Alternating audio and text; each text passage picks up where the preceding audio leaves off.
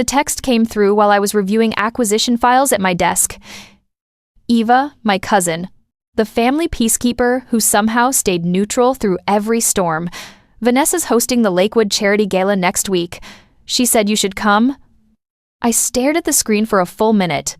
12 years. 12 years since Vanessa and I had spoken more than polite nothings at funerals. 12 years since I'd set foot in that club. And suddenly, an invitation to the very place that had destroyed Dad's pride. My finger hovered over the delete button. The smart move was ignoring it. The safe move was staying away. But something twisted in my chest. Not quite curiosity, not quite courage, maybe just the need to finally close a door that had been hanging open too long. I texted back, "I'll think about it." Eva responded immediately with 3 heart emojis. She meant well. She always did, but she didn't understand what she was asking. How could she? She'd grown up watching from the sidelines, while Vanessa and I circled each other like planets with incompatible orbits. I set my phone down and returned to the file in front of me. Property assessments, debt ratios, acquisition timelines. Numbers made sense. Numbers didn't lie or play favorites. Family did both. Growing up, Vanessa was sunlight. I was the shadow it cast. She entered rooms, and people turned toward her like flowers, seeking warmth, beautiful in that effortless way that made other girls hate themselves, magnetic in that dangerous way that made everyone forgive her cruelty. I learned early that competing was pointless. She won every argument with a smile that could slice. She charmed teachers into grade adjustments and boys into heartbreak. Meanwhile, I hid in libraries, buried in books, invisible by choice, because invisibility hurt less than constant comparison. You and Vanessa are the same coin, just opposite sides. Dad used to say, trying to make me feel included. But he was wrong. She was the side that glittered under lights. I was the one that took the scratches, the wear, the tarnish. When our parents divorced, the split mirrored our personalities perfectly. Vanessa stayed with Mom in the city, continuing her reign as social butterfly. I went with Dad to the suburbs, where he rebuilt a quieter life. Smaller house, smaller dreams, but genuine affection instead of performance. Those years with Dad taught me something Vanessa never learned, that love doesn't require an audience. The night the club revoked Dad's membership carved itself into my memory with knife-edge clarity. I was 17. Dad had just declared bankruptcy after his business partner embezzled funds.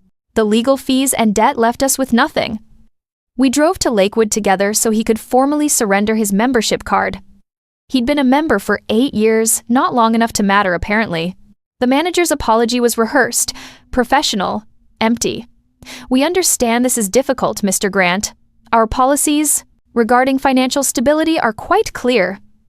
Dad just nodded, handed over the keycard, walked out with his shoulders straight even though I could see the humiliation eating him alive. In the parking lot, I heard laughter. Turned and saw Vanessa with her friends, watching from the terrace. She wasn't even trying to hide her amusement. Our eyes met across the distance. She raised her champagne glass in mock salute. I promised myself 2 things that night. First, I would never let arrogance own me the way it owned her. Second, I would never be powerless again. Dad died a year later. Heart attack. The doctors said stress was a factor. I knew better. Shame had killed him as surely as any physical disease. After Dad's funeral, Vanessa and I divided the inheritance. She got Mom's jewelry and Dad's business contacts useless, since his reputation was ruined. I got the debt and a lesson in how the world actually worked. While Vanessa networked through cocktail parties, building her social empire on charm and strategic marriages, I disappeared into work. Started as a property analyst at a small firm, 16-hour days studying market trends, zoning laws, investment strategies. I learned where real power lived not in popularity, but in paperwork. Numbers told stories people tried to hide. Debt ratios revealed desperation. Asset evaluations exposed vulnerability. I became fluent in the language of leverage. My bosses noticed. Promoted me to acquisitions within 3 years. Trusted me with bigger deals, distressed properties, complicated negotiations. I was good at it, the quiet assessment, the patient waiting, the perfectly timed offer that seemed generous but actually tilted everything in our favor. I didn't make friends, didn't need them. Friendship was Vanessa's currency. Mine was competence. 10 years passed. I became acquisitions director for Sinclair Holdings, a private investment group specializing in troubled assets. We bought things other people couldn't save and made them profitable again. Sometimes we flipped them. Sometimes we held them. Always, we won. The Lakewood portfolio landed on my desk on a Tuesday morning. My assistant didn't know the significance. To her, it was just another file. Debt-heavy private club, declining membership, mismanagement, prime real estate, standard acquisition target. To me, it was 12 years of waiting crystallized into opportunity. I opened the folder carefully, like it might explode. Financial statements showed what I'd suspected: the club was dying slowly, bleeding money through expensive maintenance and shrinking revenue. The owners were old families clinging to tradition while hemorrhaging cash. Among the board members, one name jumped out: Marcus Webb, Vanessa's husband. Of course, she'd married into the exact social structure that had rejected Dad, probably considered it poetic justice. I spent 3 days analyzing every number. The club was salvageable, barely, but it would require capital injection, restructuring, modernization. Things the current board would resist because change threatened their nostalgic fantasy. They needed a buyer. They just didn't know it yet. I drafted the acquisition proposal myself, routed it through our shell subsidiary so my name stayed hidden behind corporate anonymity.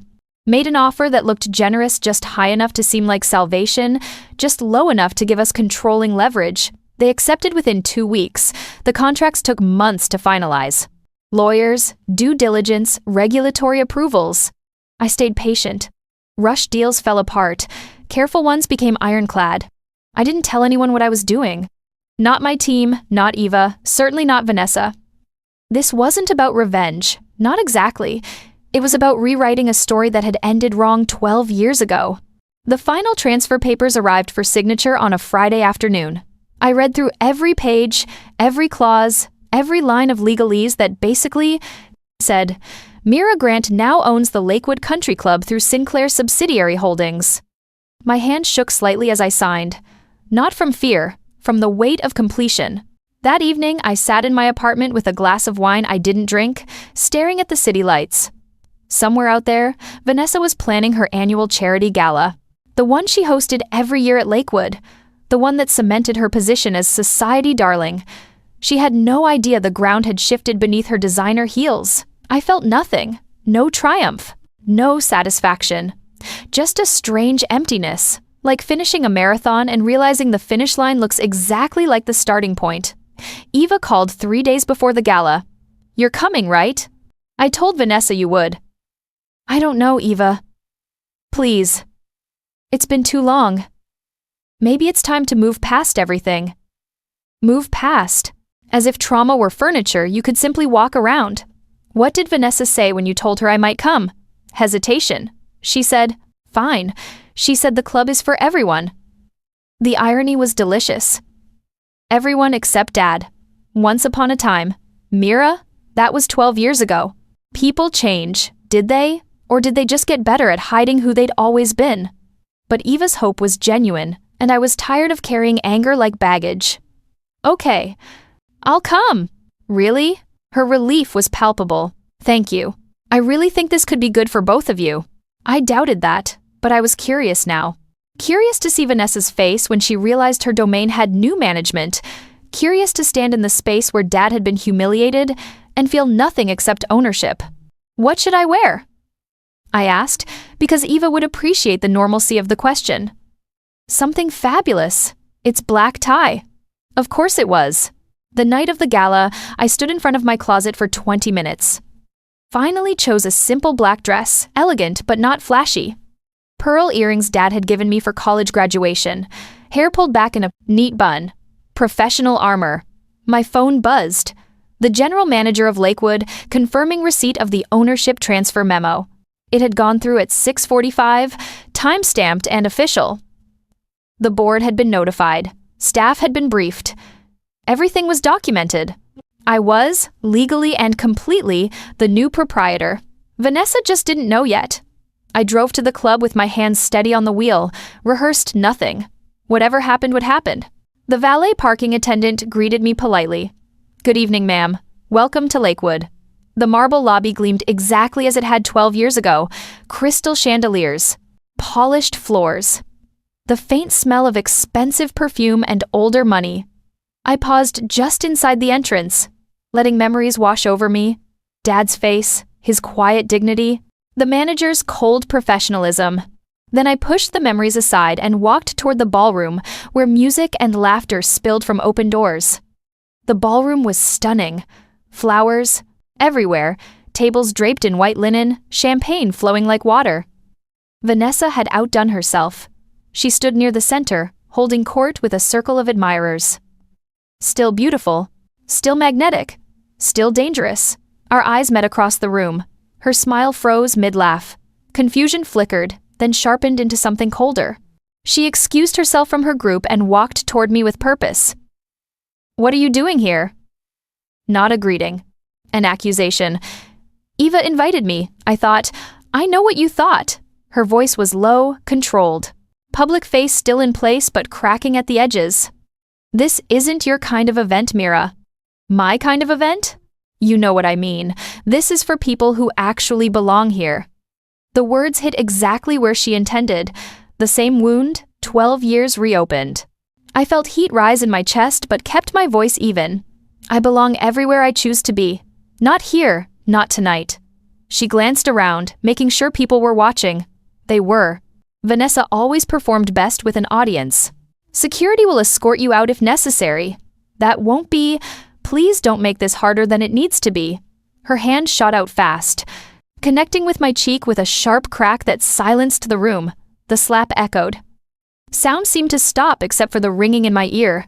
Cameras clicked someone's phone, probably several. I tasted copper and humiliation and something else. Clarity. Vanessa leaned close, her voice a venomous whisper only I could hear. "People like you ruin places like this. Stay away from my life." I could have shouted, could have told her right then, in front of everyone, that she'd just assaulted her new boss, that her precious club belonged to me now. That karma had signed the deed while she'd been too busy preening to notice. But real power doesn't yell. Real power waits. I straightened my jacket, tasted blood from where my lip had caught on my teeth, met her eyes calmly.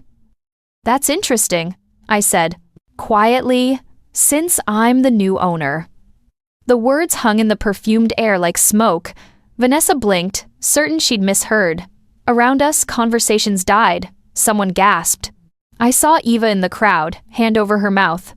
"What?" Vanessa's voice cracked. I turned to the general manager, who'd appeared at the edge of the commotion. He was already checking his phone, face going pale as he read the email notification. "Mr. Harrison," I said calmly, "would you mind confirming the ownership transfer that finalized this evening?" Harrison cleared his throat, looking between Vanessa and me like a man caught in a minefield. "Miss Grant, yes. We received the official documentation from Sinclair Holdings at 1845 this evening. The transfer is complete." Whispers erupted. Phones appeared. Vanessa's face went through several colors: confusion, disbelief, rage. "That's impossible. The club was owned by several board families, including your husband's," I corrected, gently. "The board sold controlling interest to Sinclair Holdings 3 months ago. The final paperwork completed today. I'm the acquisitions director who handled the purchase. Sinclair operates through subsidiaries, which is why the name wasn't immediately recognizable." Marcus Webb pushed through the crowd, his face ashen. "There must be some mistake. We would have been notified if you were notified," Harrison said, his loyalty shifting with practiced efficiency. "The memo went to all board members this afternoon. Perhaps it went to spam?" Marcus fumbled for his phone, found the email, went even paler. Vanessa grabbed his arm. "Tell them this isn't happening. Tell them we don't," Marcus said quietly. "Not anymore. The debt was too high. The board voted to accept the buyout. I told you about this. You said it was a corporate restructure. It was, just not the kind that kept us in control." The crowd watched like spectators at a tennis match. I should have felt triumphant. Should have savored Vanessa's humiliation the way she'd savored Dad's. Instead, I just felt tired. "If you'll excuse me," I said to no one in particular, and walked toward the exit. Behind me, I heard Vanessa's voice rising, cracking. She planned this. She's been plotting this for years. Someone stop her. But no one did. Power has gravity. People orbit whoever holds it. Tonight, that was me. Outside, the night air felt cool against my burning cheek. I leaned against my car, hands shaking now that the adrenaline was fading. My phone buzzed. Text from Eva. "Oh my God, are you okay?" That was insane. Then another. "Did you really buy the club?" And another. "Vanessa is losing it. Like, really losing it." I didn't respond. Just sat in my car watching people filter out of the gala early, the party effectively over. Through the windows, I could see Vanessa arguing with Marcus, gesturing wildly. My cheek throbbed. I checked the mirror. Red mark already blooming into a bruise. Evidence. Not that I needed it. At least a dozen phones had captured the moment. By midnight, the video was everywhere. Someone had posted it with the caption, "When karma signs the deed." The clip showed Vanessa's slap, my calm response, the crowd's reaction. It had 10,000 views before I went to bed. 50,000 by morning. My inbox exploded. Reporters requesting interviews. Old colleagues congratulating me. Strangers sending support. The narrative wrote itself. Wronged sister buys country club, reveals ownership after being assaulted by arrogant sibling. Perfect underdog story. I ignored most of it. Responded to a few professional contacts with brief thank yous, otherwise stayed silent. Silence, I'd learned, echoed louder than explanations. Eva called 3 times before I answered. "Mira, oh my God. Are you okay? Your face, did you go to the hospital?" "It's just a bruise. I'm fine." "You're not fine. Vanessa hit you, in front of everyone. I can't believe... I said quietly. It's very on brand for her. Silence. Then, carefully, "Why didn't you tell me about buying the club?" "Because it wasn't anyone's business until it was. I would have supported you." "I know, but I needed to do this alone." More silence. "What happens now?" "Now I figure out what kind of owner I want to be." Monday morning, I arrived at Lakewood for my first official meeting as proprietor. The staff lined up like soldiers, uncertain whether to celebrate or panic. Harrison, the general manager, greeted me with careful professionalism. "Miss Grant." "Welcome. We're honored to have you." "Let's skip the performance," I said. "I need complete financial records, staff evaluations, membership data, and maintenance reports by end of day. Also, schedule a full staff meeting for Wednesday morning." He blinked. "All of that by tonight?" "You've had 3 months since the sale was announced to prepare for new ownership. If you haven't compiled basics, that's a management problem we'll need to address." He straightened. "Yes, ma'am. Consider it done." I walked through the club methodically. Noted peeling paint in the locker rooms, outdated fixtures in the bathrooms, carpets worn thin in high-traffic areas. The public spaces gleamed for show, but behind the scenes, everything was crumbling from neglect and deferred maintenance. The pool area made me pause. This was where Dad used to bring me on Sunday mornings. We'd swim laps together, then eat breakfast on the terrace. Simple happiness before everything fell apart. "Miss Grant?" Harrison appeared beside me. "Is something wrong?" "No," I said, "just remembering." The staff meeting Wednesday was tense. 37 employees crowded into the conference room, ranging from valets to chefs to groundskeepers. They eyed me with suspicion and curiosity in equal measure. I stood at the front. No notes, no presentation, just honesty. "I know you're worried about your jobs. That's fair. New ownership usually means cuts. But I'm not interested in slashing positions to inflate profit margins. I'm interested in running a sustainable operation that serves the community." Confused glances. "The community?" someone asked. "This club has operated as an exclusive enclave for decades. That model is dying. Membership is down, revenue is shrinking, and frankly, the world has moved on from country clubs that only cater to wealthy families. We're going to adapt." A server raised her hand. "How?" "Public access on weekends. Affordable membership tiers. Partnerships with local schools for swimming and golf programs. Scholarships for underprivileged kids. We'll maintain the premium offerings for existing members, but we'll also open the doors to people who've been excluded." Silence. Then the groundskeeper, an older man named Carlos, smiled. "About damn time." Several people laughed. The tension broke slightly. I continued. This won't happen overnight. We have repairs to make, systems to update, culture to change. I need everyone's help. If you're willing to work with me, I'm willing to invest in making this place better. Questions? Dozens of hands shot up. Over the next month, I worked 16-hour days renovating Lakewood from the inside out. New paint, new equipment, updated technology. I hired a diversity consultant to help reshape policies. Brought in a marketing team to rebrand the club as Lakewood Community Center Tradition Reimagined. The old board members resigned one by one, unable to stomach the changes. Marcus Webb left quietly, his reputation damaged by association with Vanessa's public meltdown. Other families followed, canceling memberships in protest. Good. We replaced them with young professionals, diverse families, community organizations.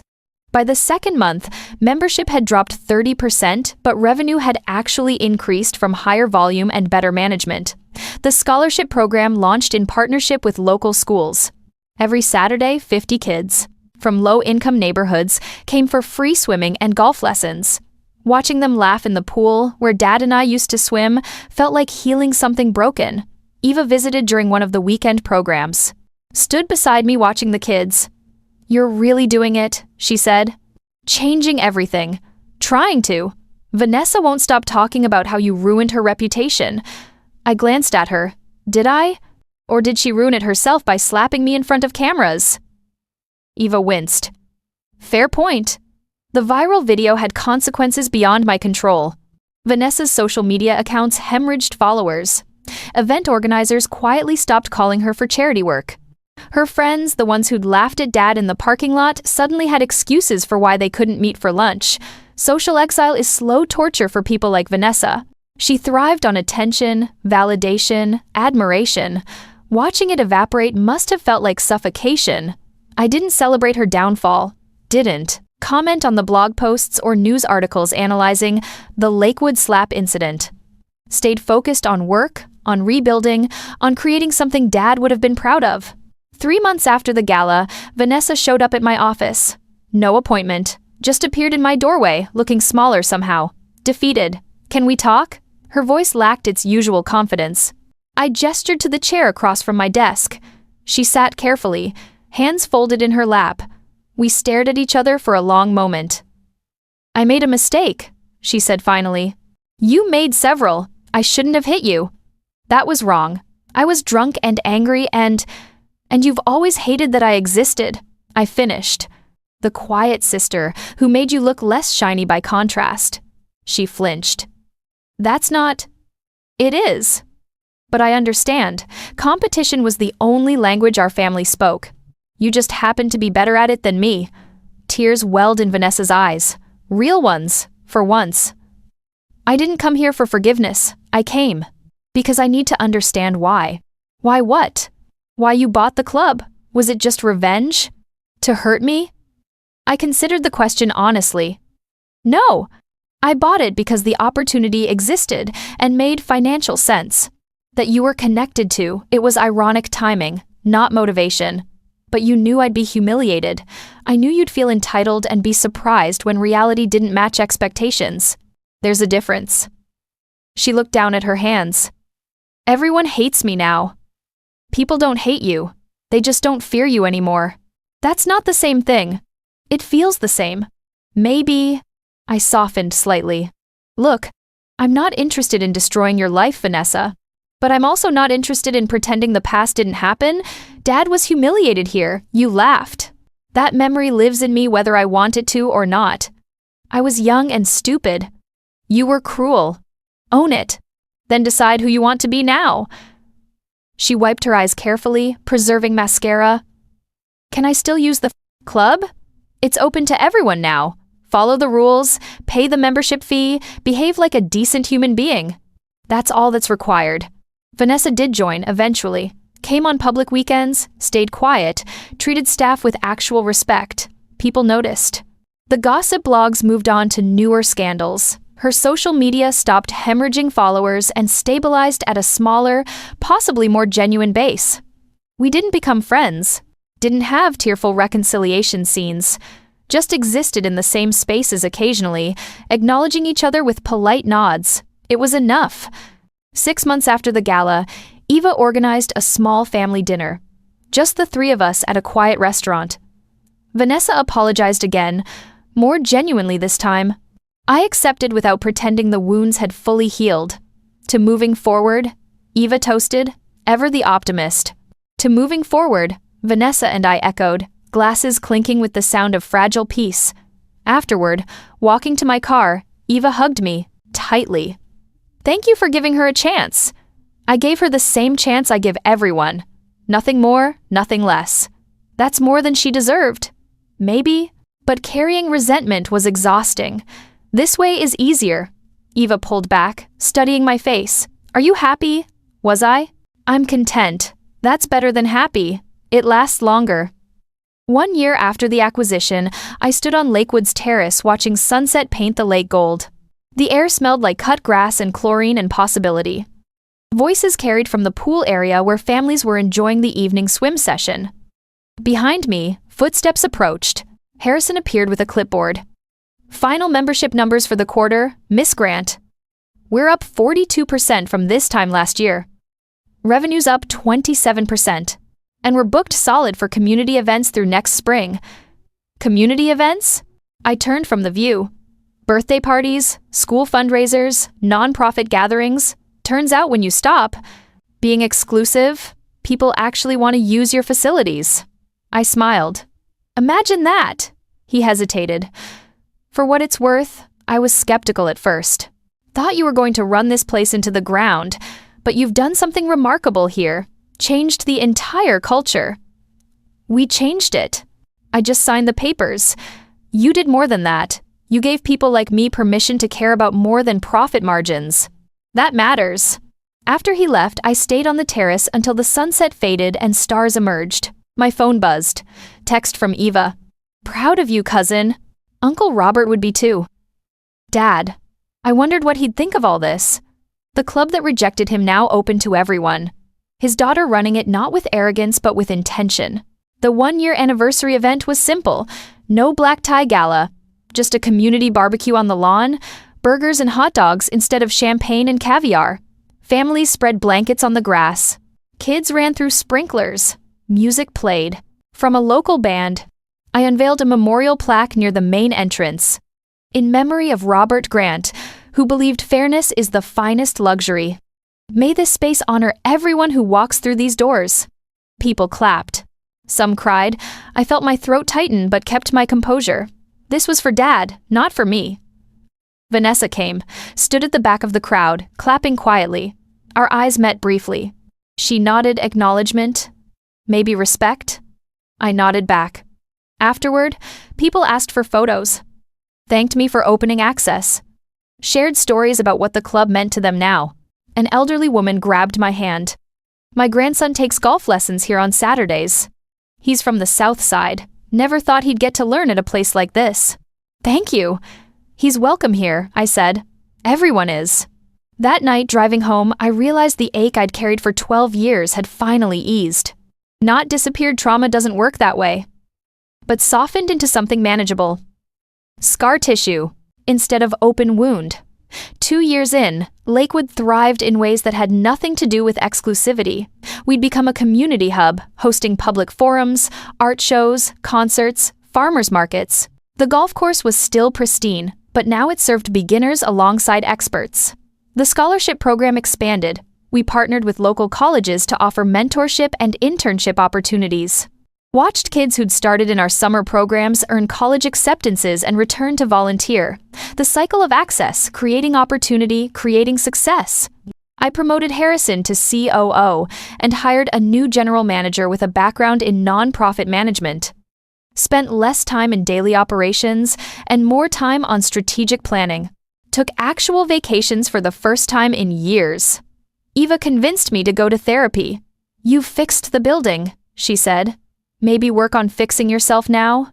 She wasn't wrong. Talking through the childhood dynamics, the competition, the unresolved grief about Dad, all of it helped. Didn't erase anything, but provided context. Understanding. My therapist asked once, Do you think you bought the club to honor your father or to prove something to Vanessa?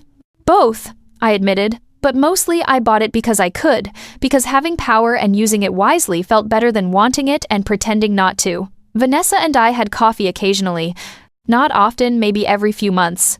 Awkward conversations that slowly became less painful. She'd started volunteering at a women's shelter, using her networking skills to raise funds, found purpose in something beyond social climbing. "I'm proud of you," I told her once. Meant it. She looked surprised. For what?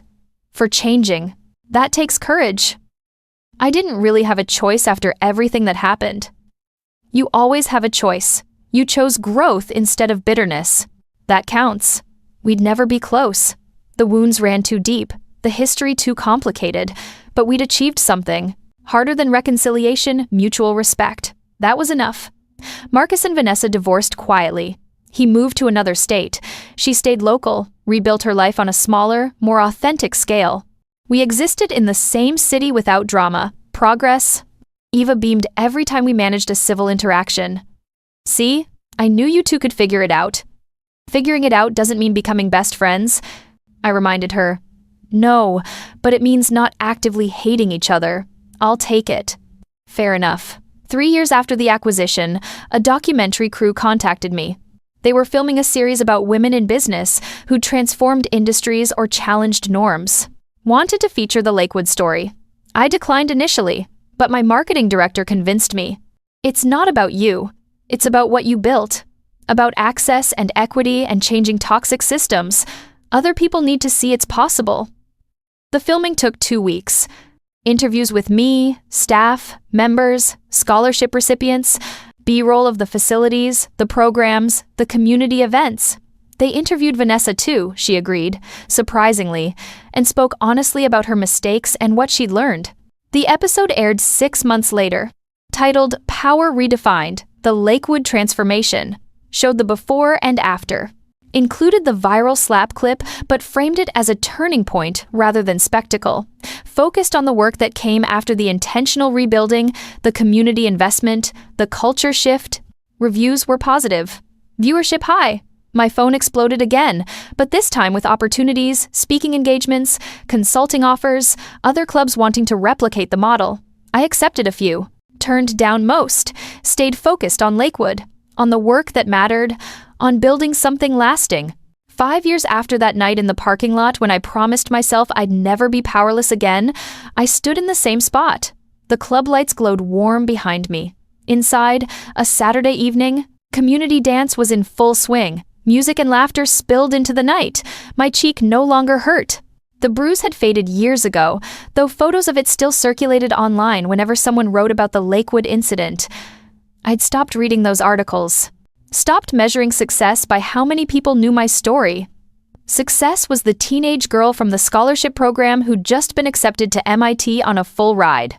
Success was the elderly couple who joined as members after 40 years of thinking country clubs weren't for people like them. Success was Carlos, the groundskeeper, telling me his son wanted to study landscape architecture because of working here. Eva joined me outside. "Penny, for your thoughts?" "Just thinking about Dad. Wishing he could see this." "He can," she said with gentle certainty. "Wherever he is, he's watching. And he's proud. Maybe. Or maybe he was just gone, and I was projecting hopes onto memory. Either way, I'd done what I set out to do. Not perfectly, not without mistakes, but honestly with intention, with justice balanced against mercy. Ready to go back in?" Eva asked. "They're about to cut the anniversary cake. In a minute." I wanted to hold this moment, the quiet before the celebration, the peace I'd earned through patience instead of revenge, the understanding that power used carefully changes more than power wielded cruelly. The lake glinted under moonlight. My reflection wavered in the glass doors. Behind it, the club I'd bought not to destroy but to remake. And in that reflection, I finally recognized the person I'd become. Not my father's daughter trying to vindicate his memory. Not Vanessa's sister still seeking approval. Just Mira. Flawed, determined, evolving. That was enough. We went back inside together, and the music swept us into the celebration. The night continued, ordinary and extraordinary at once. And I danced, finally light enough to move freely, finally certain that the truest kind of power isn't what you take from others. It's what you build when you stop needing to prove you're worthy of building it.